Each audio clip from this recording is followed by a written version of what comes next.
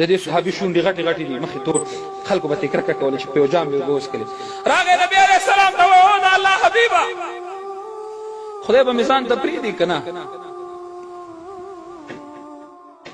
جنت به مې ځان ته پرېږدي که نه، حورې به مې ځان ته پرېږدي که نه. پیغمبر علیه السلام چې د صحابي ته وکتل، ورته ویې ژړل او بیا ورته وخندل، لاس یې پرې واچوه. ولې بچې واده دې په زړه وورېده که څنګه؟ او وایي قربان چې کافرو خلکو به رانه کرکه کوله، نفرت به یې کو چې په کوم لار به لاړم په هغه لار به خلک نه تلل، په کوم جام چې به مې اوبه څښلې په هغې به چا اوبه نه څښلې. نن مې چې ایمان راوړو مسلمان شوم، ستا د باغچې ګل شوم، ستا د باغ بلبل شوم، اوس هم رانه خلک کرکه کوي. ما به خدای ځان ته پرېږدي، ما به جنت ځان ته پرېږدي.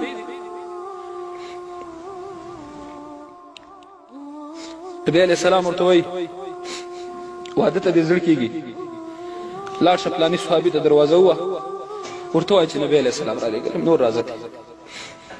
سړی چې کله لاړ دروازه یې وواله، صحابي ورته راووت، داسې کوس پاس ورته ګوري، څنګه راغلی؟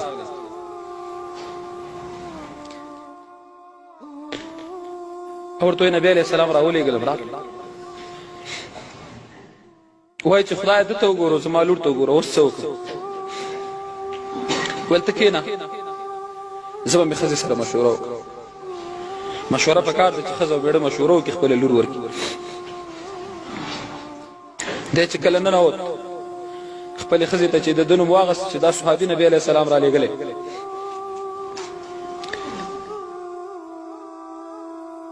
ستا د لور سره د نکاح کولو دپاره رالېږلی، لور دې ورکوې که نه یې ورکوې؟ هغه حیرانه شو چې خدای څه وکړو، اوس به څه کوو؟ ویل نه، زه مې خپله لور ده ته نه ورکوم، دا خو د رنګه تور دی، کور نه لري، خیمه نه لري، قوم نه لري، قبیل نه لري، هغه ټول پرېږده، نه دې کور لري، یو شی دې نه لري، کاشکې چې پرون خو لږ جوړ یو خیمه خو یې درلودی چې زما لور ورسره پکې شپې تېرې کړې وې، لور مې بیا بهر ته ورسره ولېږه. لور یې خبرې واورېدې راووته، مور یې شی دي ولې؟ داسې خلک ایمان تېروي، مور نه ایمان تللی، پلار نه ایمان تللی، ورور نه ایمان تللی، غیرت دې نه تللی، نه پښتو چا کې پاتې، نه ایمان چا کې پاتې، نه غیرت چا کې پاتې. ولې دا خلک په دې نه پوهېږي چې سهار د لور وځي تر ماښامه پورې 200 خلک جهنم ته خطا کړي، دا پلار مور یې پرې نه پوهېږي. اسمان چې وریځ شي موږ وایو خدای باران وکړي، یا الله د تیږو باران راباندې مه کوه، خدایه د تیږو باران راباندې مه کوه. خیر دی که دا بل باران راباندې نه کوې، مې کوه، خو د تیږو باران راباندې مه کوه. موږ خو داسې عمل نه دی کړی چې موږ ستا د رحمت په تمه چې ته به موږ رحمت راووره. لورې راووته، مورې پلار مې څه وایي چې بیا ورسره ته په جنګ یې؟ لورې پیغمبر علیه السلام هغه صحابي رالېږلی ستا نکاح ته نه دې ورکو، هغه خو هېڅ شی نه لري. لورې ورته وایي چې مورې ګستاخي نه کوم، ده ته مه ګورئ چې دی به یا کور نه لري یا به توري، محمد رسول الله ته وګورئ. نن کفارو ته مه ګوره چې شراب راوړي، پیغمبر علیه السلام ته وګوره، هغه منې کړي. نن که کافر په اسلام ګزار کوي، تی پې مه کوه، ته خو د هغه امتي. پردی حیا پردی ناموس مه لوټ کوه، پیغمبر علیه السلام ته منې کړي. عمر فاروق رضی الله عنه خپله زمانه کې ویلي شیدو کې به اوبه نه اچوئ.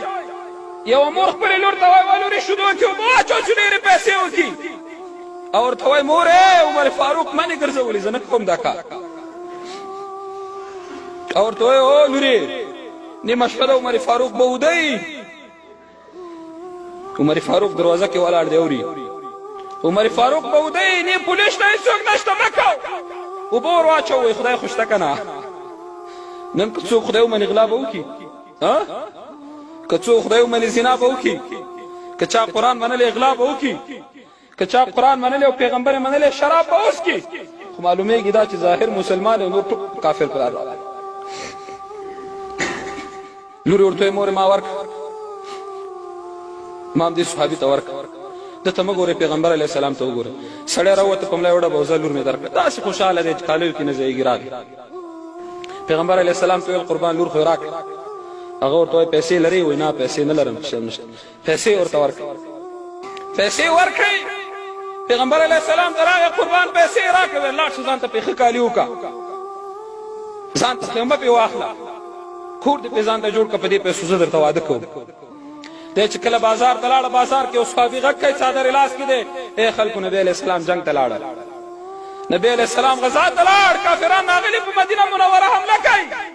دی وایي خدایا پیغمبر علیه السلام دې جنګېږي او زه دې واده کوم، پیغمبر علیه السلام د قرباني وړاندې کوي او زه دې واده کوم، نه کوم. توبه.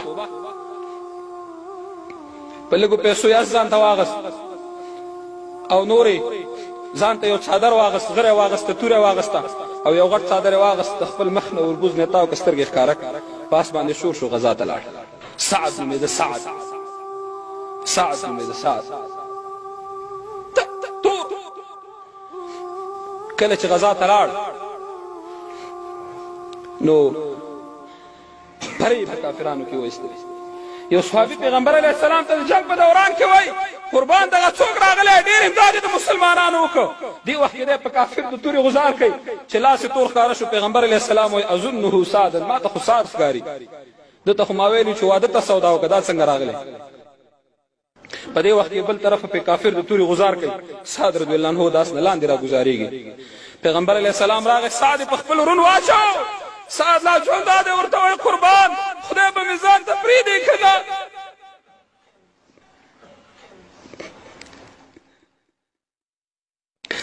جنت به مې ځان ته پرېږدي که نه؟ هورې به مې ځان ته پرېږدي که نه؟ ټوټه ټوټه وینې تېدارې وایي او لا یې په زړه کې همغه ګیله ده. پیغمبر علیه السلام یې اوښکې وچې کړې، ورته وایي سعده چا چې د خدای دپاره قرباني وړاندې کړې رضی الله عنهم ورضوا، خدای به درنه راضي وي. دا ورونو دا اسلام دونه مخ نه دی راغلی چې نن دې هر سړی پرې نخري، هر سړی د اسلام مخالفت کوي. د سعد خو د ځوانانو پې خپلې وینې قربان کړي، په دې باندې سونو خلکو خپلې وینې توی کړي. نن هر څوک راپاڅېږي زه مسلمان یم، د مسلمان ترجماني کوم. ای سعده ګیلې مه کو. پیغمبر علیه السلام ته یې مخ واړه ویې خندل. شیبه بعد سعد رضی الله عنه روح پرواز کوي. جنگ چې کله تیر شو څو ورځې بعد صحابه کرام ته پوښتنه کوي پیغمبر علیه السلام سعد چې کله ژړل تا داسې مخ واړه ودې خندل څه و؟ نبی علیه السلام وایي اوس سعد ګیلې کولې چې ما به خدای ځان ته پرېږدي که نه؟ جنت به مې ځان ته پرېږدي که نه؟ حورې به مې ځان ته پرېږدي که نه؟ الله جنت نه حورې ته لاس کې اوبه ورکړي، په منډه یې سعد ته ویسه. کله چې حوره راغله ما نه شرمېده، مخکې نه راتله، ما ته یې مخ واړو تر څو مې چې مخ راړه حوره هم راونه رسېده او سعد تږی د دنیا نه لاړ. دا ورونو دونه خوار دین نه دی او نه دونه بېکاره دین دی. ان الدین عند الله الاسلام، الله دین را لېږلی او د اسلام دین د مسلمان به پې قرباني وړاندې کوي. دعا وکړئ ربنا تقبل منا انك انت السميع العليم وتب علينا يا مولانا انك انت التواب الرحيم. اللهم اهدنا فيمن هديت وعافنا فيمن عافيت وتولنا فيمن توليت وبارك لنا فيما أعطيت وقنا شر ما قضيت فإنك تقضي ولا يقضى عليك. وصلى الله تعالى على خير خلقه محمد وآله وسلم.